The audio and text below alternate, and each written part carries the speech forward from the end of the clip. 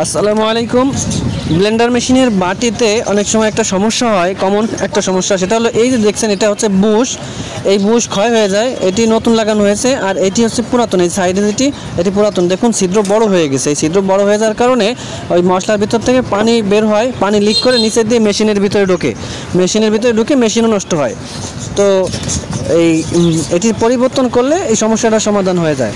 তবে মার্কেটে যে বুশগুলো পাওয়া যায় এটি দীর্ঘস্থায়ী হয় না, তাই কিছু করার থাকে না, যতদিন চলে নষ্ট হয়ে যাওয়ার পরে আবার নতুন লাগাতে হবে। এটা প্রিপেইড মিটারের মতো, কিছুদিন পর পর পরিবর্তন করতে হয়। অর্থাৎ প্রিপেইড মিটারে প্রতি মাসে রিচার্জ করতে হয়, এটাও 2-1 মাস পর পর রিচার্জ করতে হয়, মানে চেঞ্জ করতে হয় আর কি। তো এটাই সমাধান। এটি ভালো মানের আমাদের মার্কেটে পাচ্ছি না। যদি ভালো মানের বুশ পাওয়া যায় তাহলে আবার অনেক দিন টেকসই হবে। তো এই সমস্যাটা হচ্ছে এটি যখন ছিদ্র বড় হয়ে যায়, ক্ষয় হয়ে যায়, তখন নতুন একটি লাগাতে হয়। আপনাদের এই ধরনের সমস্যা হলে আপনারা এই বুশ পরিবর্তন করে নেবেন। নিজেরা না পারলে কোনো কাছাকাছি কোনো মেকার থাকলে তার কাছে নিয়ে গেলে পরিবর্তন করে দেবে।